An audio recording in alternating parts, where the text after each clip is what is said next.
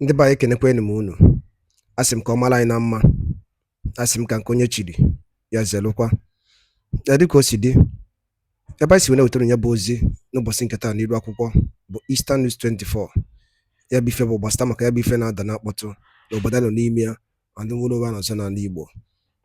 Alright, this news is according to the Biafran activist as he quote. Breaking news. Nnamdi Kanu's High Court trial case petition to Supreme Court Appeal Court. 5 shocking decision taken against Justice James Omotosho. Hear the news in details. Alright, this update was according to the Biafran activist with Raya Bozi Nirako. Geraya Bozi Tiko Ohanuju, and also the Kibia to Sakwaya Bozi. Kolu 9 doesn't ever teach. The Kuala Nakala comment feature was Tamakaya Bozi. Over to you, sir. For the past few days, Mazi Nnamdi Kanu has been going to the higher courts, the appeal court, and also the Supreme Court. You know, he has been looking for interpretations in certain jurisprudence concerning his high court case, as many things are not going right under Omotosho. So he's going to the appeal court and the Supreme Court for interpretations as regards his case. Some people may look at it like, why is he doing this when he has few days to go? Why is he doing this? And what is the advantage of maybe the outcome of this movement he's making? Some may say, can it yield any fruits? For this video, we'll be telling you what exactly happens when somebody who already has an ongoing case in the High Court files, an appeal or a complaint to the higher court, which is the appeal or the Supreme Court, asking those courts, those higher courts, to strike out the case or to halt the case in the High Court. And also, we're telling you 5 actions and steps the higher court, which is the Supreme or the Appeal Court, can take to that effect. So whatever you're doing, leave it and focus on this video because you don't want to miss a bit of it. Now, in Nigerian law, a higher court can stop proceedings in a lower court if the applicant shows special or exceptional circumstances. This is governed mainly by Section 6, subsection 6 of the 1999 Constitution, judicial powers. It gives courts the power to protect their jurisdiction and prevent injustice. Number 2, the Court of Appeal rules / Supreme Court rules. These rules allow parties to apply for 1, stay of proceedings, 2, injunction pending appeal, and 3, stay of execution. Number 3, case law principles. Nigerian courts have held that they can halt lower court cases to prevent A, abuse of court processes, B, multiplicity of suits, C, futile or wasted proceedings, D, violation of constitutional rights. Leading authorities include Okafor versus Naife, Vaswani Trading Co. versus Savalak and Co. Ojukwu versus Governor of Lagos State. Now, when will a higher court halt a high court case? When will a higher court halt a high court case? A higher court, which is Supreme Court or Appeal Court, will entertain such an application if A, there is an appeal with arguable grounds, B, continuing the high court case will cause irreversible injustice, C, there is a jurisdictional issue at stake, D, the lower court is acting in a way that may cause abuse of judicial process, E, a constitutional right is being threatened, which is the fair hearing and liberty. Now, what are the 5 possible steps the higher courts can take, which is the Supreme Court or the Appeal Court? Here are 5 actions the higher courts can take after an application is filed. 1, grant a stay of proceedings. The higher court, which is the Supreme Court or the Appeal Court, can order the high court to pause the case entirely until the appeal is heard or a legal question is settled. This is the most common step.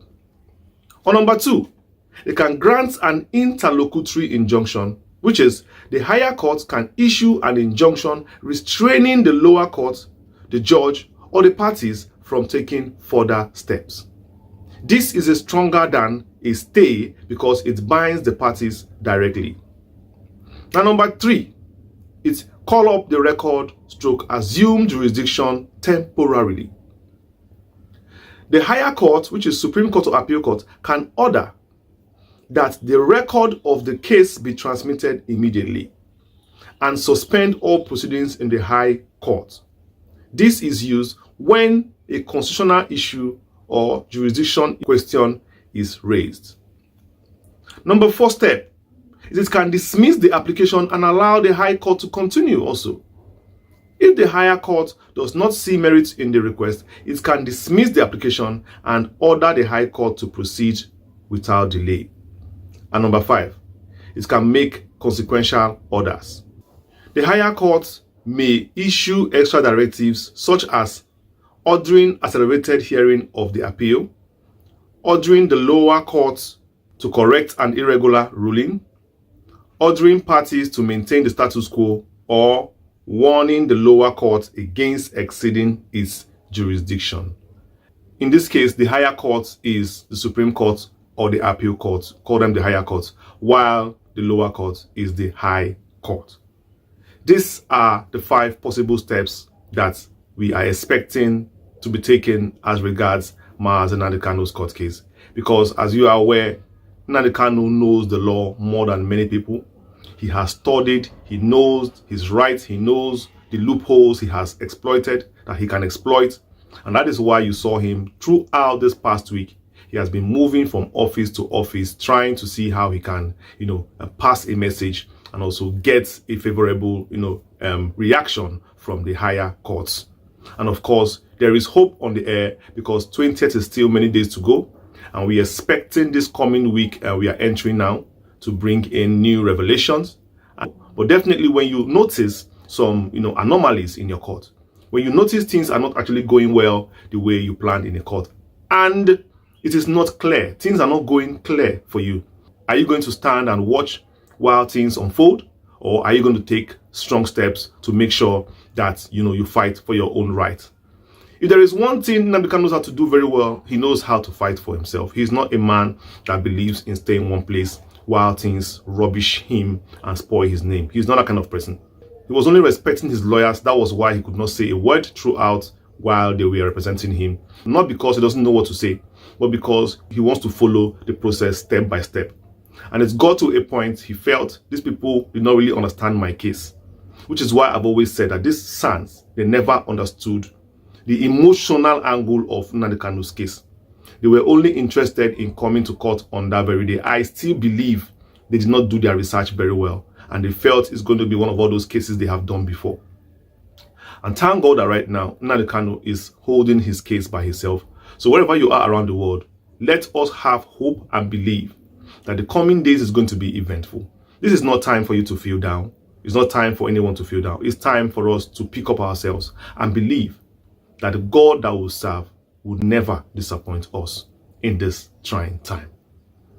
Because God shows up when the need is greatest, as always. And I will say this very clearly for you. Nigeria is not a country for the silent. Some people were asking, how did Nnamdi Kanu find his way to the Supreme Court or the Appeal Court?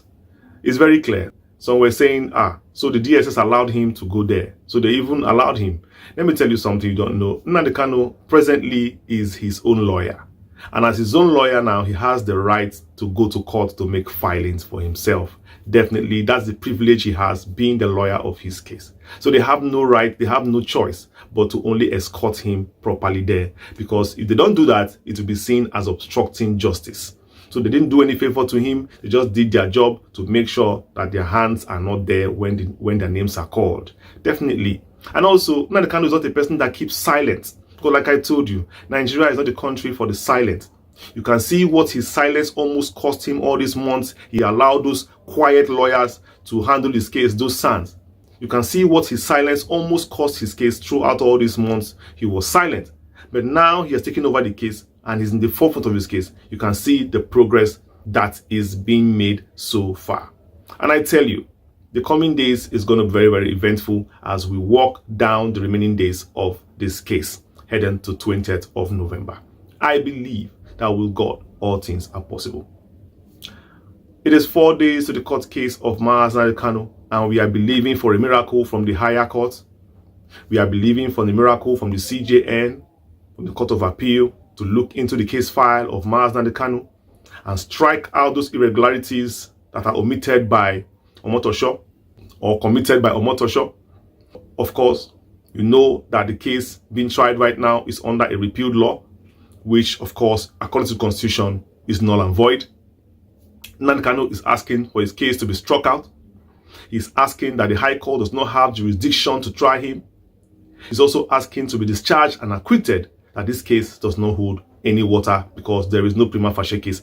These are very clear grounds for the higher courts to come now and take their decisions on this matter and let Nnamdi Kanu walk free. The die is cast. The days are counting. What do we expect? Till I see you next video. Peace. Edaluli ne nkunu siwe na nunum obosi nketa na Eastern News 24 beba isiwere weturu nyabu nnukwu ozi gbasata maka ya bife na-emenụ ka efi were ikwu gbasata maka ya bife ndị a wetara n'ụbọchị nketa n'iru akwụkwọ ka emesịa